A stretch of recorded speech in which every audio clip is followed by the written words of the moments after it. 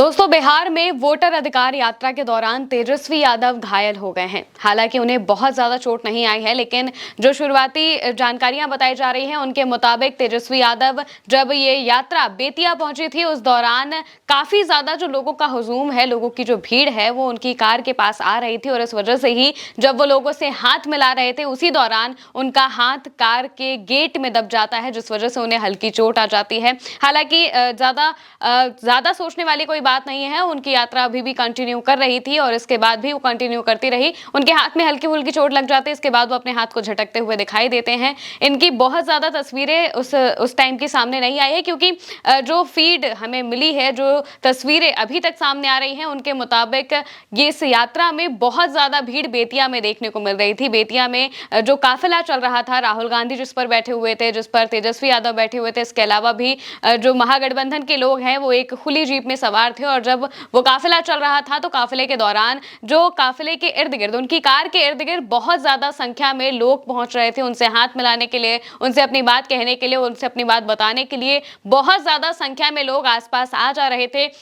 इसी दौरान राहुल गांधी भी और दूसरी तरफ तेजस्वी यादव भी लोगों के साथ हाथ मिला रहे थे, ताकि जो लोग हैं उन्हें और ज्यादा प्रोत्साहन मिले और वो जो चाहते हैं वो भी हो। और इसी दौरान जब वो हाथ मिला रहे होते हैं तब उनका हाथ गेट में दब जाता है और इससे उन्हें हल्की चोट लग जाती है। अगर वोटर अधिकार यात्रा की बात करें तो यात्रा का 13वां दिन है और 13वें दिन ये यात्रा बेतिया पहुंचती है। सुबह से ही यात्रा शुरू हो जाती है और जब ये यात्रा ही चल रही होती है तो इतनी ज्यादा संख्या में लोगों की भीड़ हर तरफ से आ जाती है कि जो सिक्योरिटी गार्ड्स हैं उनके लिए काफी मेहनत का काम हो जाता है, काफी मशक्कत करनी पड़ती है उनको लोगों को हटाने के लिए।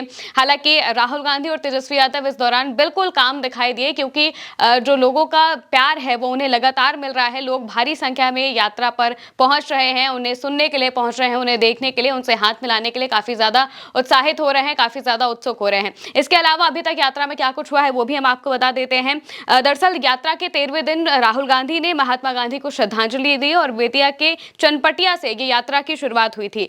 यात्रा हरी वाटिका चौक पहुंची और जहां पर गांधी जी की प्रतिमा पर माला चढ़ाकर उन्हें नमन किया गया। इसके बाद यात्रा में समर्थकों से मिलने के दौरान तेजस्वी यादव का जो हाथ है उसमें चोट लग जाती है। अब अगर बात करें तो आज की सुबह ही यात्रा शुरू होती है तो 100 घोड़ों का काफिला भी इसमें शामिल हुआ है, साथ ही हाथी ऊंट भी इस काफिले में शामिल किए गए हैं। प्रदेश में अलर्ट के बीच राहुल की यात्रा में सुरक्षा के लिए 400 के आसपास जवान भी लगाए गए हैं, क्योंकि अगर देखा जाए तो बहुत ज्यादा संख्या में जो लोग हैं वो वहां पर पहुंच रहे हैं। इतनी भीड़ का अनुमान शायद किसी को होगा नहीं, लेकिन बहुत ज्यादा संख्या में जब ये यात्रा बेतिया पहुंचती है तो वहां के लोग बिल्कुल उमड़ पड़ते हैं यात्रा पर। बहुत ज्यादा संख्या में लोग आ जाते हैं, इस वजह से जवानों की भी संख्या बढ़ानी पड़ी है। साथ ही राज्य में कुछ और चीजों की वजह से भी अलर्ट लगा हुआ है, इस वजह से भी राहुल गांधी की सुरक्षा में करीब 400 जवानों को शामिल किया गया है। वहीं दूसरी तरफ इस काफिले में अब हाथी घोड़े भी शामिल हुए हैं, हाथी घोड़ों को भी इस काफिले में शामिल किया गया है। वहीं दूसरी तरफ अगर देखा जाए तो बेतिया में ये यात्रा पहुंचती है और वहां पर लोगों का जो